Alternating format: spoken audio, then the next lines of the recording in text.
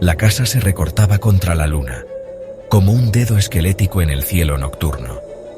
Era una mansión gótica, una vez grandiosa, ahora consumida por enredaderas y el deterioro. Las ventanas, como ojos vacíos, miraban ciegamente, reflejando la pálida luz de la luna.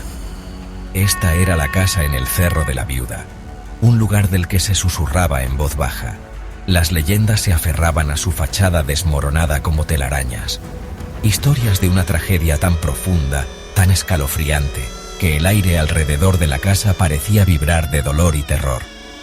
Los lugareños hablaban de un espíritu inquieto, un espectro sin cabeza condenado a vagar por los pasillos por la eternidad. Sus lamentos tristes, decían, se podían escuchar resonando a través de las habitaciones vacías por la noche.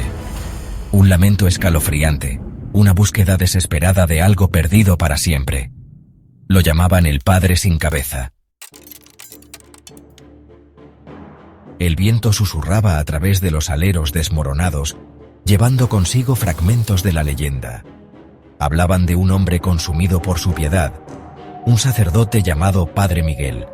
Era un hombre duro, inflexible en su fe, implacable con aquellos que se desviaban del camino recto.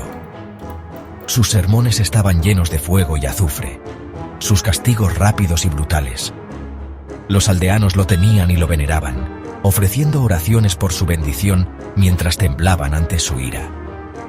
Pero el Padre Miguel albergaba un oscuro secreto, un pecado escondido detrás de su piadosa fachada. Tenía una hija, una niña hermosa y enérgica llamada Isabela. A diferencia de su padre, ella poseía un corazón bondadoso y una vena rebelde que irritaba su férrea voluntad. Su relación era una batalla constante de voluntades, una tormenta que se gestaba dentro de los confines de la vieja casa en el cerro. Una noche, Isabela desapareció sin dejar rastro. Algunos susurraban que había huido, incapaz de soportar más la tiranía de su padre. Otros creían que algo más siniestro había ocurrido dentro de esos muros derruidos. El Padre Miguel, consumido por el dolor y la culpa, se convirtió en una sombra de lo que era. Vagaba por los pasillos de la casa, gritando el nombre de Isabela, con la voz ronca por la desesperación.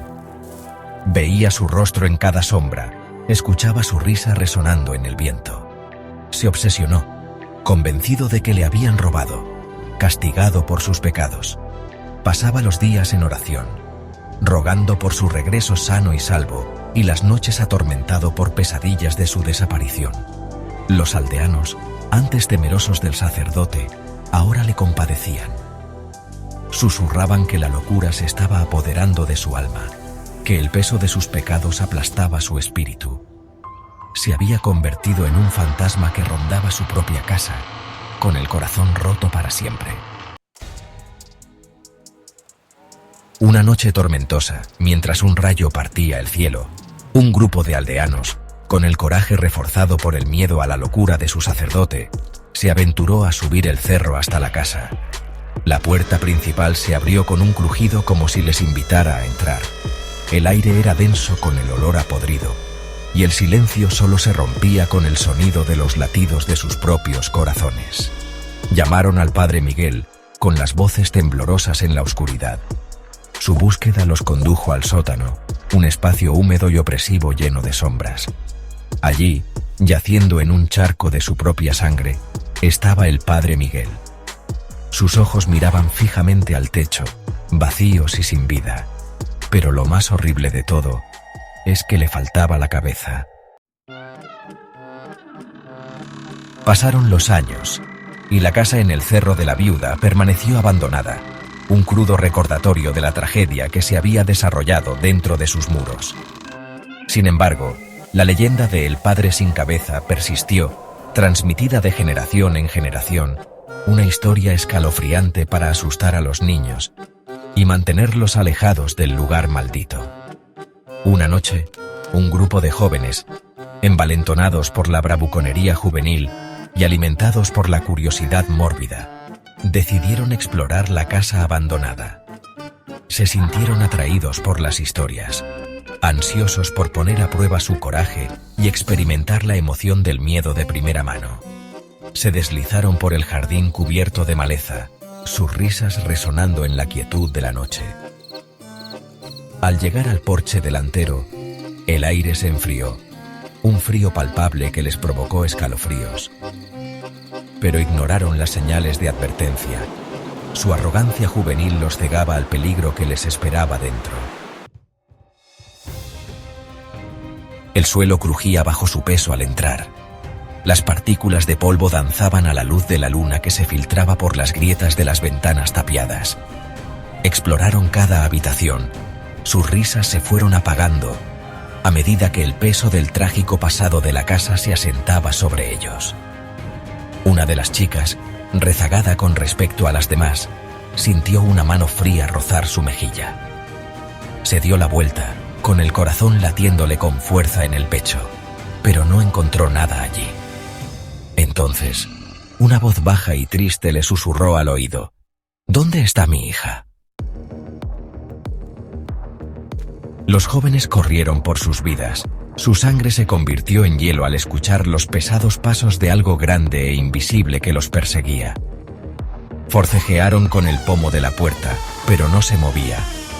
El pánico los invadió al darse cuenta de que estaban atrapados.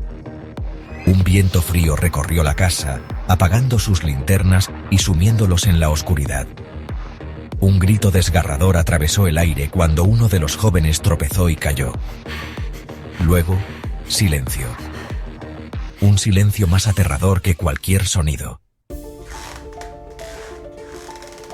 Se acurrucaron juntos, respirando de forma superficial y rápida. Entonces, un tenue resplandor iluminó el pasillo. Se hizo más brillante, revelando la fuente, una linterna sostenida por una figura alta e imponente. Sus ropas estaban andrajosas y manchadas, su rostro oculto en las sombras proyectadas por el sombrero de ala ancha que llevaba. Al acercarse, la luz de la linterna cayó sobre su cuello, o mejor dicho, donde debería haber estado su cuello. No había nada más que una herida abierta, con sangre que emanaba de la carne cortada. El padre sin cabeza los había encontrado. Su alma torturada nunca encontraría la paz, no hasta que se reuniera con su amada Isabela. Y hasta entonces, continuaría vagando por los pasillos de la casa en el Cerro de la Viuda, reclamando las almas de cualquiera que se atreviera a entrar en sus dominios. ¿Te atreves a entrar?